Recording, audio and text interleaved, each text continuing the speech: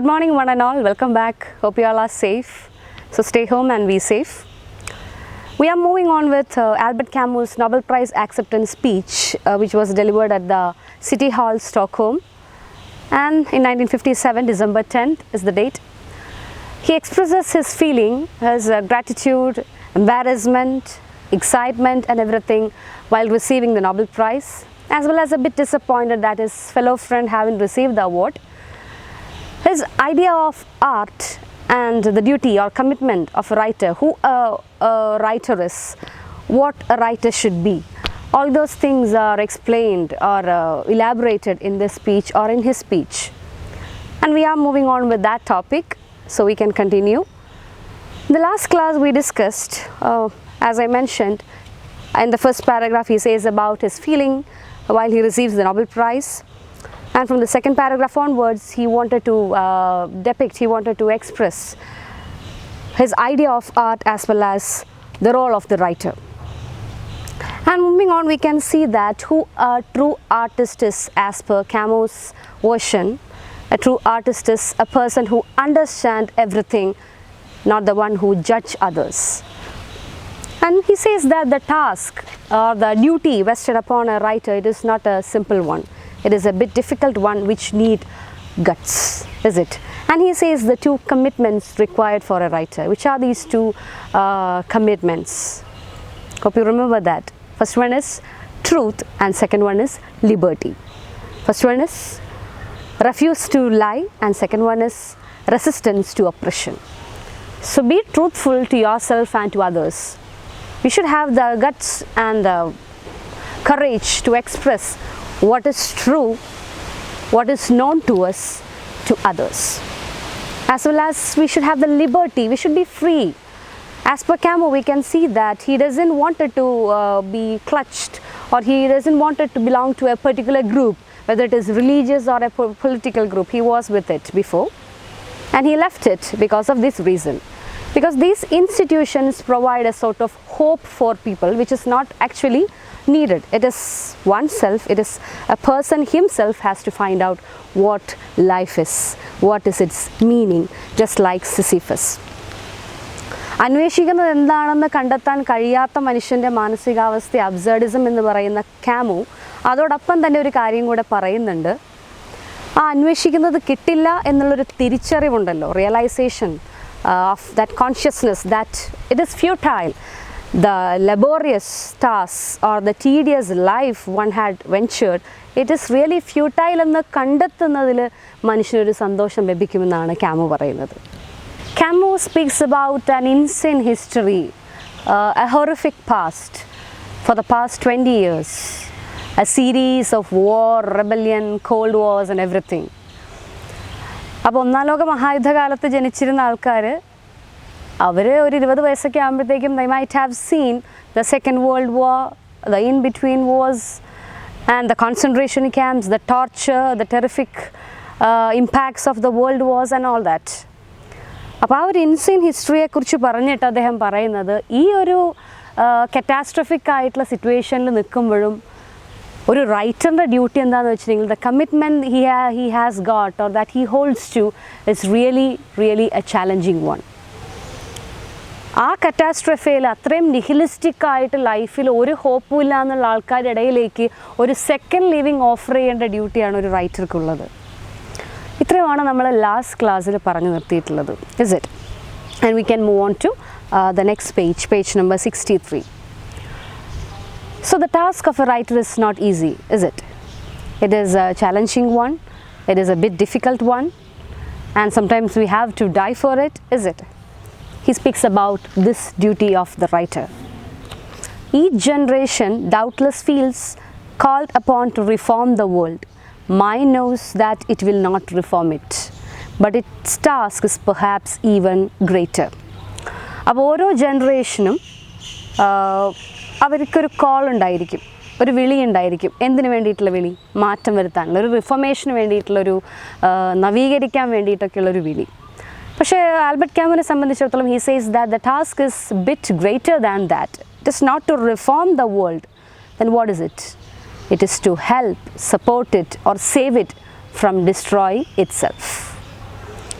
ലോകം അതുതന്നെ കാരണമാകുന്നു അതിൻ്റെ നാശത്തിന്, തൻ്റെ തന്നെ നാശത്തിന് കാരണമാകുന്ന രീതിയിലേക്ക് അത്രയും കറ്റാസ്ട്രോഫിക് ആയിട്ടുള്ള ഒരു സിറ്റുവേഷനിലേക്കാണ്, ഒരു മോൺസ്ട്രസ് ആയിട്ടുള്ള സിറ്റുവേഷനിലൂടെയാണ് അവർ ആ കാലഘട്ടത്തിൽ കടന്നു പോയിക്കൊണ്ടിരുന്നത്. ഇപ്പോഴും നമ്മൾ ആരും സുരക്ഷിതരാന്ന് പറയാൻ പറ്റത്തില്ല. This world was waiting for a nuclear destruction which can wipe out the whole humanity from this world.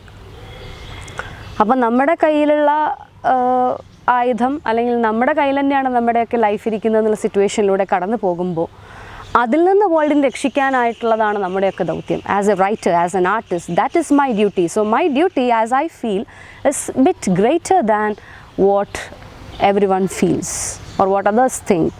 They think that a writer or an artist can reform the world. No, it is not to reform the world, it is preventing the world from destroying itself. അതാണ് ഈ ഒരു ഭാഗത്ത് പറയുന്നത്. എന്നിട്ട് അതിനുള്ള കുറച്ച് കാരണങ്ങൾ അദ്ദേഹം പറയുന്നുണ്ട്. Hire to a corrupt history in which are mingled fallen revolutions, technology gone mad, dead gods and worn out ideologies, where mediocre powers can destroy all yet no longer know how to convince, where intelligence has debased itself to become the servant of hatred and oppression. This generation, starting from its own negations, has had to re-establish both within and without a little of what which constitutes the dignity of life and death. So എന്തൊക്കെയാണോ നമുക്കുള്ളത് അതൊക്കെ ഒരു ഡിസ്ട്രക്ഷന് വേണ്ടിയിട്ട് use ചെയ്യുമ്പോൾ that is quite a matter to be concerned, which is a dangerous matter of course. നമുക്ക് ടെക്നോളജിക്കലായിട്ട് scientific ആയിട്ടുള്ള ഒരുപാട് അഡ്വാൻസ്മെൻറ്റ് ഉണ്ടെങ്കിൽ ആ അഡ്വാൻസ്മെൻ്റ് ഒക്കെ നല്ലതിന് വേണ്ടിയിട്ട് ഉപയോഗിക്കാം, അല്ലേ? Definitely. In the chapter Chemical Happiness and Meaning of Life, Harari speaks the same. It is not the external parameters that determine one's happiness. It is the internal biochemical substances, hormones and all the nuances, synapses and everything, neurons, that creates happiness, or that serotonin secretion results in happiness. അപ്പോൾ നമ്മൾ ഈ യുദ്ധം നടത്തുന്നത് കൊണ്ടോ അതുപോലുള്ള ബാക്കി destructive ആയിട്ടുള്ള കാര്യങ്ങൾക്ക് പോകുന്നത് കൊണ്ടോ എന്തെങ്കിലും കൊണ്ടുണ്ടോ, it doesn't result in the impact won't be happy one. It will be self destructing as well as the destruction of the society, of the whole world. ആർക്കും ഒരു വെൽഫെയർ അത് ഉണ്ടാക്കില്ല. അപ്പോൾ എന്ത് ചെയ്താൽ മതി? ഈ വാറിനും ഈ റെവല്യൂഷൻസിനും റെബല്യൻസിനൊക്കെ ഇടുന്ന എമൗണ്ട്, അത്രയും കാര്യങ്ങൾ, അത്രയും ആയിട്ടുള്ള ഒരു റിസോഴ്സ്, ഒരു ഫണ്ട് സയൻറ്റിഫിക് ആയിട്ടുള്ള കാര്യങ്ങളിൽ വിനിയോഗിച്ച് കഴിഞ്ഞാൽ, after all every men or the human kind wanted to be happy, is it? എല്ലാവർക്കും at the end of the day wanted to be happy. അതിന് വേണ്ടിയിട്ടാണ് ഓരോ കാര്യങ്ങൾ ചെയ്യുന്നത്. If it is power or money, whatever it is, the end result would be happiness. അപ്പോൾ ആ happiness create ചെയ്യുന്ന biochemical സിസ്റ്റത്തിൽ നമ്മൾ മാറ്റം വരുത്തിയാൽ മതി എന്ന് അദ്ദേഹം പറയുന്നുണ്ട്. അപ്പോൾ അതുപോലെ തന്നെ ഇവിടെയും അതിനോട് ചേർത്ത് വായിക്കാൻ പറ്റുന്ന രീതിയിൽ തന്നെയാണ് ഇവിടെ നമുക്ക് കാണാനായിട്ട് സാധിക്കുന്നത്. ഒത്തിരി നല്ല കാര്യങ്ങൾ, സയൻറ്റിഫിക് ആയിട്ടുള്ള പ്രോഗ്രസ് ആയിക്കോട്ടെ, ഡെവലപ്മെൻറ്റ് ആയിക്കോട്ടെ, what ever it is contributing its good and benefits to the destructive part of the world, for wars and rebellions and all that, revolutions and all that.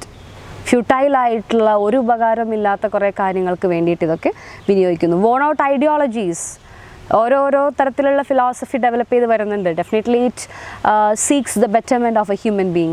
what happens? All these ideologies and philosophies are worn out. It doesn't result in a happy end. And dead gods, യുദ്ധം നടക്കുന്നു, പ്രശ്നം വരുന്നു, എത്രയോ ആളുകൾ മരിച്ചു വീഴുന്നു, ദൈവങ്ങൾ എവിടെ? So people had created certain kinds of virtual reality, sorry, not virtual, fictional reality. What we see is what is called as fictional reality. Both the animals and human beings sees it, is it? Plants, animals, hills, mountains, wind, air, water, fire, we all experience it as equally, animals and human beings and all other creatures. But what they don't experience is what we have is called as fictional realities. Country, nation, heaven, hell, God, evil and all that. All these are created by human beings. And where are they? Where are these places? Where are these sources to depend? അവരാരും ഇല്ല ഇന്ന്. Dead God's ആണ്. ആർക്കും ആരെയും രക്ഷിക്കാൻ കഴിയാത്ത സിറ്റുവേഷനിൽ മനുഷ്യനെങ്ങനെ പിടിച്ചു നിൽക്കാനായിട്ട്, ഈ ഒരു അർത്ഥമില്ലാത്ത ജീവിതത്തിൽ എങ്ങനെ പിടിച്ചു നിൽക്കാനായിട്ട് സാധിക്കും? അവിടെയാണ് ഒരു റൈറ്ററിൻ്റെ കമ്മിറ്റ്മെൻറ്റ് ഉടലെടുക്കുന്നത്. അവിടെയൊക്കെ ഒരു പുതിയൊരു ലോകം, ഒരു പുനർജന്മം ആളുകൾക്ക് ഓഫർ ചെയ്യാനായിട്ട് ഒരു റൈറ്റർക്ക് സാധിക്കും, ഒരു ആർട്ടിസ്റ്റിന് സാധിക്കും. To re-establish both within and without a little of that which constitutes the dignity of life and death. ജനനം ഉണ്ടെങ്കിൽ മരണമുണ്ട് ഡെഫിനറ്റ്ലി, ബട്ട് അതിനൊരു മഹത്വമുണ്ട്, ഒരു ഡിഗ്നിറ്റി ഉണ്ട്. അത് തിരിച്ചറിയാൻ, ആ തിരിച്ചറിവ് മറ്റുള്ളവരിലേക്ക് പകർത്താനായിട്ടുള്ള കമ്മിറ്റ്മെൻറ്റ് അതൊരു റൈറ്റർക്കുള്ളതാണ്. ആ കമ്മിറ്റ്മെൻ്റ് എന്ന് പറയുന്നത് it is not easy. In a world threatened by disintegration, see, this world is divided into different sectors or sections. Okay, these people belong to this category, this caste, this creed, this race and all that. And we had seen such vivid expressions of discrimination in the Zeitgeist textbook, human rights module and all that. People are divided based on different aspects, silly matters based on that. People are not given much dignity. Some people are not considered worthy to be living. They should be vanished from this world. So that is the concept of one party, and the other party wanted to win always. അപ്പോൾ ഇങ്ങനെ പലതരത്തിൽ ആൾക്കാരെ ജയിച്ചും ഇന്ന ആൾക്കാർ നമ്മുടെ താഴെയാണെന്നും നമ്മൾ മുകളിലാണെന്നും അങ്ങനെയുള്ള ഒത്തിരി തരത്തിലുള്ള വേർതിരിവുകളും സെഗ്രിഗേഷനും ഡിസിൻറ്റഗ്രേഷനും ഒക്കെ ഉടലെടുക്കുന്ന ഈ ഒരു നാട്ടിൽ, in which our grand inquisitors means officials, run the risk of establishing forever the kingdom of death. It knows that it should, in an insane race against the clock, restore among the nations a peace that is not servitude. അങ്ങനെ ഓരോന്നായി വെട്ടിപ്പിടിക്കുന്ന സാമ്രാജ്യങ്ങൾ കെട്ടിപ്പടുക്കുന്ന അത്തരം ആൾക്കാരുള്ള ഈ ലോകത്ത് അവിടെ ഒരു പുതിയ ലോകം, സമാധാനത്തിൻ്റെ ഒരു ലോകം അല്ലേ? പേളസ് ബെക്ക് പറയുന്ന പോലെ തന്നെ the world needs peace makers not war mongers. അപ്പം അങ്ങനെ സമാധാനത്തിൻ്റെ ഒരു ലോകം, not of servitude means slavery, ആൾക്കാർ പറയുന്നത് കേട്ട് ഒച്ചാനിച്ച് നിൽക്കുന്ന അങ്ങനെ ഒരു ലോകമല്ല. A peaceful one in which every one is considered as equal, every one enjoys the dignity of their life and death, everyone is free, everyone has the right to live. അങ്ങനെയൊക്കെ ഉണ്ടോ അല്ലേ? ചിന്തിക്കേണ്ടിയിരിക്കുന്നു. Reconcile a new labor and culture and remake with all men the Ark of Covenant. Ark of Covenant means ഉടമ്പടിയുടെ പെട്ടകം അല്ലെങ്കിൽ വാഗ്ദാന പേടകം. പണ്ട് ഇസ്രായേൽ ജനതയെ ഈജിപ്തിൽ നിന്ന് മോചിപ്പിച്ച് മോശ കൊണ്ടുവന്നപ്പോൾ മോശയ്ക്ക് സീനായ് മലമുകളിൽ വെച്ചിട്ട് ഗോഡ് ഗിഫ്റ്റ് ചെയ്തിട്ടുള്ള ഒരു 10 കൽപ്പനകളുണ്ടായിരുന്നു. അതവർ വെച്ച് സൂക്ഷിച്ചിരുന്ന ഒരു പ്ലേസ്, ഒരു പേടകം, ക്യാരി ചെയ്ത് കൊണ്ടുപോകാൻ പറ്റുന്ന ഒരു പേടകം. ആ പേടകം വഹിച്ചുകൊണ്ടാണ് ഇവരുടെ പുറപ്പാട് പുസ്തകത്തിലൊക്കെ നോക്കിയാൽ നമുക്ക് കാണാനായിട്ട് സാധിക്കും. അത് വഹിച്ചുകൊണ്ടാണ് ഇവരുടെ യാത്ര മുഴുവൻ പോകുന്നത് മരുഭൂമിയിലൂടെ വാഗ്ദത്ത ഭൂമി, കാനാൻ ദേശത്തേക്ക്, തേനും പാലും ഒഴുകുന്ന കാനാൻ ദേശത്തേക്കുള്ള യാത്രയിലേക്ക് ഇവർ ഈ ഒരു ഹോളി ആയിട്ടുള്ള ആ ഒരു സ്ക്രിപ്ചർ അതും ചുമന്നുകൊണ്ടാണ് പോകുന്നത്, വാഗ്ദാന പേടകത്തിനകത്ത് ഹോളി ആയിട്ട് സൂക്ഷിച്ചുകൊണ്ട്. അപ്പോൾ അതിൽ എഴുതപ്പെട്ടിട്ടുള്ള കൽപ്പനകൾ പോലെ പുതിയ കൽപ്പനകൾ, A new law and order should be established in this world, re-established in this world, which can renew, which can restore the peace in the world. ഈ ലോകത്ത് സമാധാനവും സന്തോഷവും നല്ലൊരു ജീവിതവും നൽകുന്ന തരത്തിലുള്ള ഒരു പുതിയ ഉടമ്പടിയുടെ കൽപ്പനകൾ, ഉടമ്പടിയുടെ പേടകം അത് സൃഷ്ടിക്കുന്നവരായി മാറണം ആര്? Artist or writer. It is not certain that this generation will ever be able to accomplish this immense task, but already it is rising everywhere in the world to the double challenge of truth and liberty, and if necessary knows how to die for it without hate. നേരത്തെ പറഞ്ഞ ആ 2 commitments, ഒഴിച്ചുകൂടാൻ പറ്റാത്ത commitments, ഏതൊരു ഹൃദയത്തെയും വിജയിക്കാൻ പറ്റുന്ന ആ 2 commitments, writer പാലിക്കേണ്ട 2 obligations, which are they? Truth and liberty. And the challenge of this truth and liberty, it has been doubled.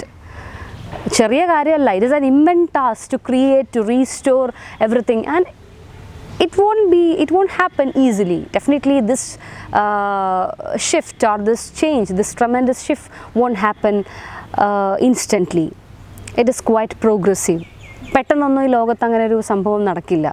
but it's rising in the different parts of the world. അതൊക്കെ പല ഭാഗങ്ങളിലായിട്ട് തുടങ്ങിക്കഴിഞ്ഞു. അങ്ങനെയുള്ള കുറേ റൈറ്റേഴ്സും കുറേ ആർട്ടിസ്റ്റുകളും വന്നുകൊണ്ടിരിക്കുന്നു. ഈ ലോകത്ത് പുതിയൊരു ലോകം സൃഷ്ടിക്കാനായിട്ടുള്ള അവരുടെ ശ്രമങ്ങൾ നടന്നുകൊണ്ടിരിക്കുന്നു. അവരുടെ അതിനു വേണ്ടിയിട്ടുള്ള സാക്രിഫൈസ് പോയിക്കൊണ്ടിരിക്കുന്നു. അദ്ദേഹം പറയുന്നുണ്ട്, ഈ പറയുന്ന 2 കമ്മിറ്റ്മെൻറ്റും പാലിക്കാനായിട്ട് മരിക്കാൻ വരെ തയ്യാറാവണം ഒരു ആർട്ടിസ്റ്റ് ഓർ എ റൈറ്റർ. ആ ഗട്ട്സ് ഉണ്ടായിരിക്കണം. അപ്പം അത്തരത്തിൽ സാക്രിഫൈസ് ചെയ്യുന്ന ആൾക്കാരെ സല്യൂട്ട് ചെയ്യണം, എൻകറേജ് ചെയ്യണം. And for them let me offer my honor to them, for those who had sacrificed their life to create, to restore a new world, a world without any violence, a world with peace, a world with new order and love and life, where people are free, people have the guts to resist, people have the guts to speak the truth. അങ്ങനെ ഒരു world create ചെയ്യുന്ന ആൾക്കാരെ I salute them. That is what he says. It is to this generation that I should like to pass on the honor that you have just given me. So I just want to pass on this great honorary award, Nobel Prize, for them, for those who had done this tremendous task in their own way. ഇനി അവരുടെ ആ ഒരു ടാസ്കിനെ കുറിച്ച് തന്നെയാണ് അദ്ദേഹം പറയുന്നത്. ഈ task എന്ന് പറയുന്നത് അത് അത്ര എളുപ്പമുള്ളൊരു കാര്യമില്ല എന്ന് വീണ്ടും വീണ്ടും പറയുകയാണ്. അതോടൊപ്പം എങ്ങനെയുള്ള ആൾക്കാരെ പോലെ തന്നെയാണ് ഞാനും എന്ന് അദ്ദേഹം പറയുന്നതാണ് നെക്സ്റ്റ് പാരഗ്രാഫിൽ. നമുക്ക് നോക്കാം. At the same time, after having outlined the nobility of the writer's craft, I should have put him in his proper place. So he, as we mentioned in the last class, he has got this privilege of being received by being this as a Nobel Prize receiver. He feels very much honored, as well as somewhere we could find that he is a bit embarrassed. എവിടേക്കും ഒരു തന്നേക്കാളും deserving ആയിട്ടുള്ള ആൾക്കാർ, especially we mentioned about Andrew Malraux, his fellow friend and companion, അദ്ദേഹത്തിൻ്റെ ആ ഒരു നോവലിസ്റ്റായിട്ടുള്ള ഫ്രണ്ടിന് അദ്ദേഹത്തിന് കിട്ടാമായിരുന്നു ഈ ഒരു അവാർഡ് എന്നൊരു തോന്നൽ, അല്ലെങ്കിൽ മറ്റുള്ള അതുപോലുള്ള യൂറോപ്യൻ റൈറ്റേഴ്സൊക്കെ ഉണ്ടായിരിക്കെ ഇത്ര ചെറുപ്രായത്തിൽ, as we mention, he was the second recipient of Nobel prize four literature and after Rudyard Kipling and all that. അപ്പം ഞാനിപ്പോഴും എൻ്റെ വർക്കിൻ്റെ പ്രോഗ്രസ്സിൽ തന്നെയാണ്. ഞാനിപ്പോഴും I still is going after certain works, mentally thinking, intellectually contributing to the literary world and all that. My work is not yet completed. അതിന് മുന്നേ തന്നെ എനിക്കിങ്ങനെ ഒരു അവാർഡ് തന്നതിൽ അദ്ദേഹത്തിനൊരു എക്സൈറ്റ്മെൻ്റ് ഉണ്ട്, ഡെഫിനറ്റ്ലി ഒരു ഹാപ്പി ഫീലിംഗ് ഉണ്ട്. അതോടൊപ്പം തന്നെ ഒരു ഡിസപ്പോയിൻമെൻറ്റും ഒരു എംബാരസ്മെൻറ്റും ഒക്കെ ഉണ്ട്. അദ്ദേഹം ഒരു പ്രിവിലേജ്ഡ് ഗ്രൂപ്പാണെന്ന് അദ്ദേഹം തന്നെ വിശ്വസിക്കുന്നു. Definitely he had underwent an impoverished life and all that. വളരെ അട്ട പോവർട്ടിയിലൊക്കെയാണ് ജീവിച്ചിട്ടുള്ളതെങ്കിലും അദ്ദേഹത്തിന് അങ്ങനെ ആ ഒരു കാലഘട്ടത്തിൻ്റെതായിട്ടുള്ള, ഇപ്പോൾ ജ്യൂസിനെയൊക്കെ എത്രമാത്രം ഹണ്ട് ചെയ്തിട്ടുള്ളൊരു സിറ്റുവേഷനാണ് നമുക്കറിയാം during that Nazi period and all that, as well as he came from A country which has got unending miseries and all that. Algerian guerrilla war is happening at the time when he received this award and all that. അപ്പോൾ ഇത്രയും പ്രശ്നങ്ങൾക്കിടയിൽ ഇത്രയും ദുരിതമനുഭവിക്കുന്ന എന്നെക്കാളും നമ്മളെപ്പോഴും നമുക്ക് മുകളിലുള്ള ആൾക്കാരെ വെച്ചിട്ട് ആണ് കമ്പയർ ചെയ്യുന്നത്, അല്ലേ? നമ്മുടെ താഴെയുള്ള ആൾക്കാരെ വെച്ച് കമ്പയർ ചെയ്യുമ്പോഴാണ് നമ്മളിപ്പോൾ എത്ര ഹാപ്പിയാണെന്ന് ചിന്തിക്കാനായിട്ട് സാധിക്കുള്ളൂ എന്ന് പറയുന്ന പോലെ Albert ക്യാമു, what is it he say about people who are suffering rather than he himself, who is enjoying all the good fortunes of life, whether his people, his country is tortured and discriminated and alienated. He speaks about Africa. അപ്പോൾ ഒരു privileged എന്നുള്ളൊരു feeling ക്യാമുവിന് നിലനിർത്തിക്കൊണ്ടാണ് നമ്മൾ ഈ സ്പീച്ചിൽ അവിടെ ഇവിടെയൊക്കെ കാണാനായിട്ട് സാധിക്കുന്നത്. അതിൻ്റെ ഒരു ചെറിയൊരു ഭാഗം നമുക്ക് ഇവിടെയും കാണാം. അപ്പോൾ എനിക്ക് കിട്ടിയ ഈ ഒരു നൊബിലിറ്റി, ഈ ഒരു Nobel prize, let me keep that apart and let me speak about this person more. I should have put him in his proper place. എന്താണ് ഇനി ഞാനെന്ന് പറയുന്ന വ്യക്തിയുടെ സ്ഥാനം? As a Nobel prize winner, he started his speech by saying that, is it an artist, a writer, ഓർമ്മയുണ്ടെന്ന് വിചാരിക്കുന്നു അല്ലേ? ഒരു ആർട്ടിസ്റ്റ്, ഒരു റൈറ്റർ എന്ന് പറയുന്നത് ഒരിക്കലും ഒരു ഡിഫറെൻ്റ് അല്ല, ഒരു യുണീക്ക് അല്ല. മറ്റാളുകളെ പോലെ തന്നെ, അവരുടെ ഒപ്പമുള്ള ആളെ പോലെ തന്നെയാണ്. We are just among you, among others, among those people who are suffering. അല്ലാതെ അവരുടെ മുകളിൽ വെക്കേണ്ട ആൾക്കാരൊന്നും അല്ല ആർട്ടിസ്റ്റ് എന്ന് അദ്ദേഹം പറയുന്നുണ്ട്. ആ ആശയം വീണ്ടും റിപ്പീറ്റഡായി വരികയാണ് ഇവിടെ. He has no other claims. He എന്ന് അദ്ദേഹം ഉദ്ദേശിച്ചത് അദ്ദേഹത്തെ തന്നെയാണ്. He has no other claims but those which he shares with his comrades in arms. യുദ്ധത്തിന് പോകുന്ന അല്ലെങ്കിൽ ആയുധം എടുത്ത് പിടിച്ചിരിക്കുന്ന അദ്ദേഹത്തിൻ്റെ സഹയാത്രികർ, അതായത് ഇന്ന് അദ്ദേഹം നിൽക്കുന്ന ആ ഒരു കാലഘട്ടം അല്ലെങ്കിൽ ഈ നോബൽ പ്രൈസ് റിസീവ് ചെയ്യുന്ന ആ ടൈമിലൊക്കെ അദ്ദേഹത്തിൻ്റെ ഹോം കൺട്രി അൾജീരിയ, അവിടെ യുദ്ധം നടന്നുകൊണ്ടിരിക്കുകയാണ് against the France and all that. ആ ഒരു ഫ്രഞ്ച് കോളനി എന്ന് പറഞ്ഞു കഴിഞ്ഞു. അപ്പോൾ ഒരു ഗൊറില്ല വാറും ഒക്കെ നടന്നുകൊണ്ടിരിക്കുകയാണ്.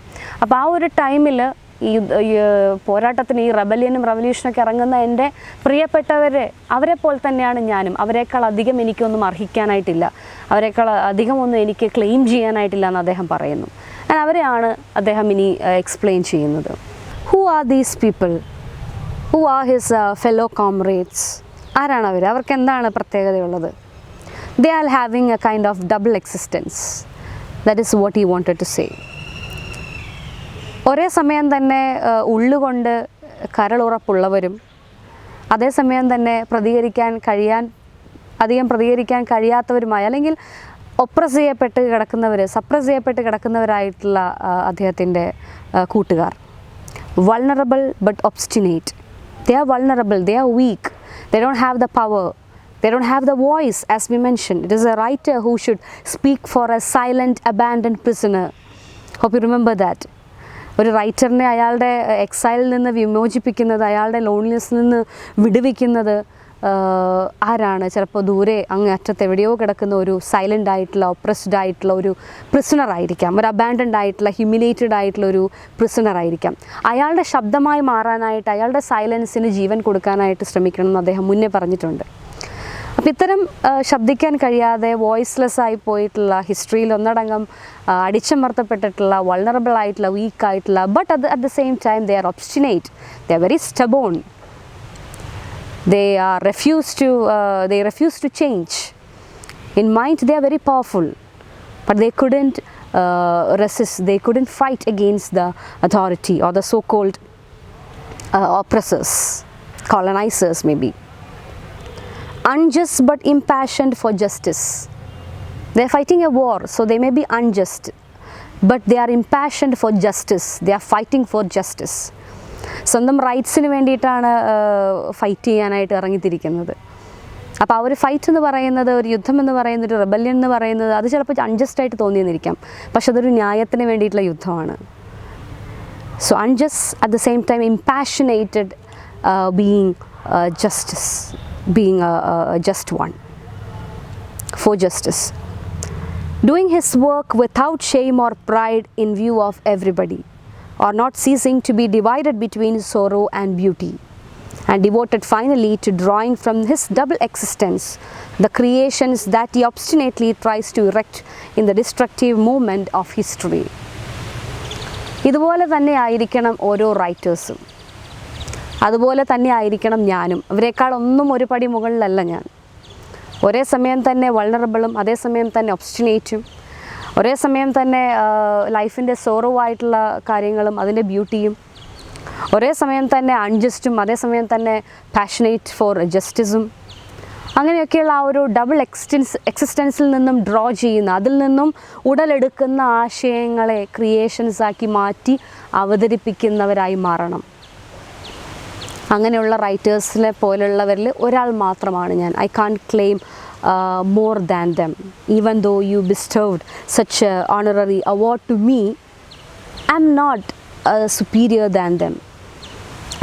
It doesn't show that I am much eligible or qualified than them. I'm just one among them. I'm just equal with them. അവരിൽ ഒരാൾ മാത്രമാണ് ഞാൻ. അവരെക്കാൾ ഒരു പടി മുകളിലൊന്നുമല്ല ഞാൻ. Who after all this can expect from him complete solutions and high morals? അപ്പോൾ ഇങ്ങനെ ഒരു ഡബിൾ എക്സിസ്റ്റൻസ് ഉള്ള ഒരു വ്യക്തി എന്ന രീതിയിൽ ഇത്രയും ഒരു ഇൻസൈൻ ആയിട്ടുള്ള, കറ്റാസ്ട്രോഫിക് ആയിട്ടുള്ള മൂവ്മെൻറ്റ്, അതിൽ നിന്നും താൻ കണ്ടെത്തിയിട്ടുള്ള, ഈ ഡബിൾ എക്സിസ്റ്റൻസിൽ നിന്ന് കണ്ടെത്തിയിട്ടുള്ള ക്രിയേഷൻസ് ആർട്ടായിട്ട് പ്രതിഫലിപ്പിക്കുമ്പോൾ അയാളിൽ നിന്ന് എങ്ങനെ നമുക്കൊരു ഹൈ മോറൽ പ്രതീക്ഷിക്കാനായിട്ട് സാധിക്കും? Because at the same time this person is experiencing both sorrow and beauty of life, both vulnerable at the same time as well as obstinate. So who can expect him to have high morals? Truth is mysterious. സത്യം എന്ന് പറയുന്നത് വളരെ mysterious ആണ്, elusive ആണ്. It's very difficult to find, always to be conquered. സത്യം എന്ന് പറയുന്നത് ഒരിക്കലും നമ്മുടെ മുന്നിലേക്ക് തെളിഞ്ഞു വരുമെന്ന് നമ്മൾ പറയുന്നു, പക്ഷെ അതിനെ കണ്ടെത്തുക തന്നെ വേണം, സത്യത്തെ അന്വേഷിക്കുക തന്നെ വേണം. An artist, it's definitely he is definitely seeking or expressing universal truth to others. അത്തരം സത്യങ്ങളെ, അത് മിസ്റ്റീരിയസ് ആയിട്ടുള്ളതായിരിക്കാം, very difficult to find. An artist should have the guts, should have the courage to express it to others, to the readers, to the audience. Liberty is dangerous, as hard to live with as it is elating. ഇവിടെ തിരിച്ച് വീണ്ടും ആ റൈറ്ററിൻ്റെ കമ്മിറ്റ്മെൻറ്റിലേക്ക് പോവാണ്.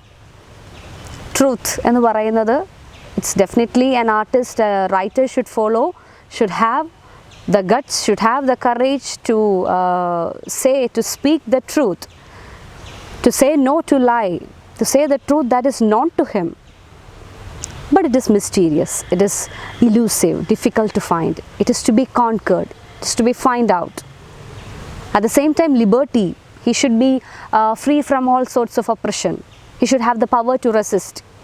And our liberty ennu parayunnadum, it is dangerous, because liberty at the same time, freedom, personal freedom or liberty, it is at the same time elating, it gives a sort of happiness, but at the same time dangerous. Too much of freedom is really a curse, is it? നമ്മൾ പറയില്ലേ, പട്ടത്തിൻ്റെ കഥ നമ്മൾ കേട്ടിട്ടുണ്ടാകും. പട്ടം ഇങ്ങനെ പറന്നു പോകുമ്പോൾ പട്ടത്തിന് തന്നെ പറക്കാൻ, ആരുടെയും കൺട്രോൾ ഇല്ലാതെ പറക്കാനായിട്ട് ആഗ്രഹം ഉണ്ടാകും, പക്ഷേ ആ ഒരു ചെറിയ ചരടിലാണ് അതിൻ്റെ എല്ലാ കൺട്രോളും ഇരിക്കുന്നത്. So freedom or liberty is at the same time elating, it gives a sort of happiness. Being a rebel, and we can see his concept of a rebel and all that in his another essay called as a rebel. We can discuss it in the next class. At the same time, ഈ ഒരു ചരട് പൊട്ടിക്കഴിഞ്ഞാൽ എന്ത് സംഭവിക്കും? അത് അതിൻ്റെ ഡിസ്ട്രക്ഷനിലേക്കായിട്ടൊന്ന് മാറും അല്ലേ? ആ പട്ടം പിന്നെ എവിടെയെങ്കിലുമൊക്കെ പോയി അത് അതിൻ്റെ ആ ഒരു കൺട്രോൾ പോയി കഴിയുമ്പോഴത്തേക്കും പിന്നെ അതിനൊരു ഗുഡ് റിസൾട്ട് ആയിരിക്കില്ല, അത് നാശമായി പോകും, അത് ദൂരേക്ക് പറന്നു പോകും, അത് എവിടെയെങ്കിലും ചെന്ന് അതിനൊരു കറ്റാസ്ട്രോഫിക് ആയിട്ടുള്ള എൻഡ് ഉണ്ടായിരിക്കും. അപ്പോൾ നമ്മളെന്ന് പറയുന്ന വ്യക്തിയും, liberty is quite required, it's a bit elating, it gives sort of happiness, but at the same time dangerous. We must march toward these two goals, truth and liberty, painfully but resolutely. Again he wanted to emphasize that this task is immense, it's challenging, it's double challenging, it will be painful, one have to sacrifice for it, one has to die for it, but resolutely we have to move on. Determination, ചങ്കറപ്പോടുകൂടെ ഈ രണ്ട് കമ്മിറ്റ്മെൻറ്റും പാലിക്കുന്നൊരു റൈറ്ററായിട്ട്, ഒരു artist ആയിരിക്കും ഞാനെന്ന ഉറപ്പോടുകൂടെ മുന്നോട്ട് പോകണം. Certain in advance of our failings on so long a road, this road, it is a bit long, it is a bit difficult one, and the task is, it is also a task full of hardships and atrocities. It is not an easy task to be fulfilled. What writer would from now on in good conscience dare set himself up a preacher of virtue? For myself, I must state once more that I am not of this kind. I have never been able to give up the light, the pleasure of being and the freedom in which I grew up. But although this nostalgia explains many of my errors and faults, it has doubtless helped me toward a better understanding of my craft. So I had this truth and liberty in me, but I'm not a person exactly like a preacher of virtue and all that. No, I'm not like that. ഞാൻ അത്രയ്ക്കൊരു preacher of virtue, അത്രയും എല്ലാം തികഞ്ഞവനൊന്നുമല്ല. എനിക്കും ഒത്തിരി എന്താ പറയുക, privileged ആയിട്ടുള്ള ലൈഫാണ് ഉണ്ടായിട്ടുള്ളത്. I haven't gone through this much suffering and torture which my fellow beings are experiencing now. അപ്പോൾ അതുകൊണ്ട് തന്നെ അത്രയും ബുദ്ധിമുട്ടുകളില്ലാതെ ഒരു ഫ്രീഡത്തിൽ, ഒരു ഹാപ്പിനെസ്സിലാണ് ഞാൻ പോയിട്ടുള്ളത്. എങ്കിൽ കൂടെയും എൻ്റെ എറേഴ്സ്, എൻ്റെ ഫോൾട്ട് എനിക്ക് തന്നിട്ടുള്ള ഒരുപാട് എക്സ്പീരിയൻസസ് ഉണ്ട്. അതിൽ നിന്നും ഞാൻ പഠിച്ചിട്ടുണ്ട്. എൻ്റെ ക്രാഫ്റ്റിൽ അത് ഇൻപുട്ട് ചെയ്യാനായിട്ട് ഞാൻ ശ്രമിച്ചിട്ടുണ്ട്. It has doubtless helped me toward a better understanding of my craft. It is helping me still to support unquestioningly all those silent men who sustain the life made for them in the world only through memory of the return of brief and free happiness. So I was never a silent man. I have the freedom to speak. He says about truth and liberty, is it? And he is a person who enjoys these two. He is a person who has the courage to hold these two commitments. That is definite. പക്ഷേ അദ്ദേഹത്തിൻ്റെ ഒപ്പം അദ്ദേഹം witness ചെയ്തുകൊണ്ടിരിക്കുന്ന ആ ഒരു silent ആയിട്ടുള്ള കമ്മ്യൂണിറ്റിയുടെ ആയിട്ടുള്ള അത്രയും ടോർച്ചറോ ബുദ്ധിമുട്ടുകളോ അട്രോസിറ്റീസോ ഒന്നും അദ്ദേഹം അനുഭവിച്ചിട്ടില്ല. പക്ഷേ എന്നാൽ തന്നെയും തൻ്റെ ഈ പ്രിവിലേജ്ഡ് ആയിട്ടുള്ള ലൈഫിൽ നിന്നുകൊണ്ട് തന്നെയും അവരുടെ വേദനകളോട് എമ്പത്തറ്റിക്കായിട്ട് കാണാനും അതിനെ ആളുകളിലേക്ക് എത്തിക്കാനും ഞാൻ ശ്രമിച്ചിട്ടുണ്ട്. എൻ്റെ അനുഭവങ്ങളിൽ നിന്നും എൻ്റെ എക്സ്പീരിയൻസിൽ നിന്നും എൻ്റെ എററുകളിൽ നിന്നും എൻ്റെ കുറവുകളിൽ നിന്നും ഒക്കെ ആളുകളിലേക്ക് ആസ് എൻ ആർട്ടിസ്റ്റ് ഈ രണ്ട് കമ്മിറ്റ്മെൻറ്റും കൂടെ പിടിച്ചുകൊണ്ട് തന്നെ അത് ഡെവലപ്പ് ചെയ്യാൻ ഞാൻ ശ്രമിച്ചിട്ടുണ്ട്. In the beginning of the speech he says that what that supported me in this absurd life, it is nothing else, just art. ഇത്രയും ബുദ്ധിമുട്ടുള്ള ഒന്ന് ആലോചിച്ച് നോക്കുക. ഈ കലയെന്ന് പറയുന്ന സംഗീതമായിക്കോട്ടെ ഏതുമായിക്കോട്ടെ കഥയായിക്കോട്ടെ കവിതകളൊന്നും ഇല്ലാത്ത ഒരു ലോകം ഒന്ന് ആലോചിച്ച് നോക്കി. നിറങ്ങളില്ലാത്ത പോലെയായിരിക്കും അല്ലേ? വളരെ വളരെ മെക്കാനിക്കായിട്ടുള്ള ലൈഫായിട്ട് മാറും. ഇത്രയും യുദ്ധവും മുറവിളിയും നിലവിളിയും ബഹളങ്ങളും യാതനകളും ദുരിതങ്ങളും അനുഭവിക്കുമ്പോൾ മനുഷ്യനെ ഒന്ന് തിരിഞ്ഞു നോക്കാൻ അവനൊരു ഹോപ്പ്, ഒരു റേ ഓഫ് ഹോപ്പ് പ്രൊവൈഡ് ചെയ്യാനായിട്ട് എന്തിനു മാത്രമേ സാധിക്കുള്ളൂ? കലയ്ക്ക് മാത്രമേ സാധിക്കുള്ളൂ. അപ്പോൾ ആ ഒരു പവർഫുൾ ആയിട്ടുള്ള art, that tool that help me, that supported me, അതെനിക്ക് മാത്രമുള്ള സപ്പോർട്ടല്ല. It is for them, for those who are silent, to look back at the memory that will give, that will provide them a brief and free happiness. നേരത്തെ പറഞ്ഞതുപോലെ തന്നെ ഏതൊരു കറ്റാസ്ട്രോഫിക് ആയിട്ടുള്ള മൂമെൻറ്റിലാണെങ്കിൽ പോലും ഒരു സെക്കൻഡ് ലിവിങ്, ഒരു റേ ഓഫ് ഹോപ്പ് കൊടുക്കാനായിട്ട് കലയ്ക്ക് സാധിച്ചിട്ടുണ്ടെങ്കിൽ, അങ്ങനെ എനിക്ക് എന്തൊക്കെയോ സാധിച്ചു എന്ന് ഞാൻ വിശ്വസിക്കുന്നു എന്ന് അദ്ദേഹം പറയുന്നു. സാധിച്ചിട്ടുണ്ടെങ്കിൽ that is a greater thing an artist, a writer can do. Definitely when one winds up his speech, he expresses gratitude and immense thanks to others, is it, from their bottom of their hearts, is it? അപ്പോൾ ഇവിടെയും Albert ക്യാമു അദ്ദേഹത്തിൻ്റെ speech end ചെയ്യുന്നത് എല്ലാവർക്കും ഒരു ഗ്രാറ്റിറ്റ്യൂഡും അദ്ദേഹത്തിൻ്റെ ആ ഒരു ഇപ്പോഴും വിട്ടുമാറാത്ത എക്സൈറ്റ്മെൻറ്റ്, എംബാരസ്മെൻ്റ് ഒക്കെ ഷെയർ ചെയ്തിട്ടാണ്. He had began this speech by saying, do you know what really this person, this recipient of Nobel Prize really is എന്ന് ചോദിച്ചിട്ടാണ് അദ്ദേഹം തുടങ്ങുന്നത്. Do you know who I am really എന്ന് ചോദിച്ചിട്ടാണ് തുടങ്ങുന്നത്. And he ends up by saying the same thing, thus reduced to what I really am. He says a writer should be like that, writer should be like this, and he had shared his ideology regarding art, what an art is, what art should be, what an artist is, and what are the duties and role of a writer and all that. While elaborately expressing his ideas and viewpoints of a writer or of art, he says that I'm reduced to this. He shows his humbleness. Okay, ഞാൻ ഇത്രയാണുള്ളത്, ഇതാണ് ഒരു റൈറ്ററിൻ്റെ duty, ഇതാണ് ഒരു കലയെന്ന് വെച്ച് കഴിഞ്ഞാൽ ഇങ്ങനെയൊക്കെയാണ് വേണ്ടത്. ഇത്രയും ബുദ്ധിമുട്ടുള്ള ആൾക്കാർ അല്ലെങ്കിൽ ബുദ്ധിമുട്ടുള്ള ഈ ഒരു കാലഘട്ടത്തിൽ ഇങ്ങനെ ആയിരിക്കണം ഒരു റൈറ്റർ. എന്നാൽ അത്രയധികം യാതനകളും ബുദ്ധിമുട്ടൊന്നും അനുഭവിക്കാത്തൊരു റൈറ്ററാണ് ഞാൻ. അതുകൊണ്ട് അത്രയും പ്രിവിലേജ്ഡ് ആയിട്ടുള്ള ഗ്രൂപ്പിൽ നിൽക്കുകയാണ് ഞാൻ. സോ എനിക്ക് അത്രയും ഡിസേർവിങ് ആണോ ഈ അവാർഡെന്ന് എനിക്കറിയില്ല. സോ അത്രയും ഒരു താഴ്മയോടുകൂടെയാണ് അദ്ദേഹം ആ ഒരു എൻഡ് പാർട്ടിലേക്ക് വരുമ്പോൾ അദ്ദേഹത്തെ തന്നെ കുറിച്ച് പറയുന്നത്. Thus reduce to what I really am, to my limits and deaths as well as to my difficult creed. I feel freer in concluding to comment upon the extent and the generosity of the honor you have bestowed upon me. Freer also to tell you that I would receive it as an homage rendered to all those who are sharing in the same fight, have not received any privilege, but have on the contrary known misery and persecution. നമ്മൾ ഇത്ര നേരം പറഞ്ഞത് അദ്ദേഹം തന്നെ വളരെ ഡിനോട്ടേറ്റീവായിട്ട് വളരെ പെരിഫറലായിട്ട് അവിടെ പറയുന്നുണ്ട്. I am much privileged, so I am taking this offer, I am taking this honor as a homage, as a gift for them, for all those who are going through their misery and persecution, violence, who are tortured, who are dead, who had sacrificed their life for their country, for their rights and all that. അവർക്ക് വേണ്ടി ഞാൻ ഈ award കൊണ്ടുപോവാണ്, അവർക്ക് സമർപ്പിക്കാൻ കൊണ്ടുപോവാണ്. കാരണം അത്രയൊന്നും വേദനകളും ദുരിതങ്ങളൊന്നും ഞാൻ അനുഭവിച്ചിട്ടില്ല. but have on the contrary known misery and persecution.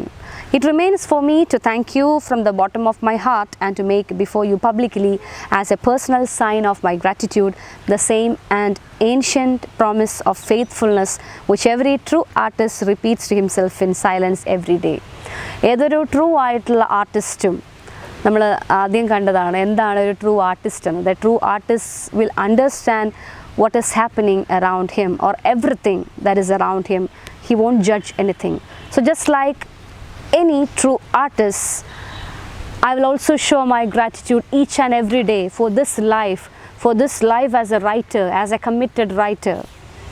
ആ ഒരു കൃതജ്ഞത ഉള്ളിൽ വെച്ചുകൊണ്ട് തന്നെ എല്ലാവരും പറയുന്ന പോലെ തന്നെ എല്ലാവർക്കും അദ്ദേഹത്തിൻ്റെ ഹൃദയത്തിൻ്റെ അടിത്തട്ടിൽ നിന്നും നന്ദി പറഞ്ഞുകൊണ്ട് he winds up his speech, the Nobel Prize acceptance speech by Albert Camus. So just go through the speech. Hope you all have the textbook with you. Go through it. We'll analyze the question and answers and the other aspects or other works of Albert Camus in the next class. Till then, take care, be safe, stay home. Bye. Thank you.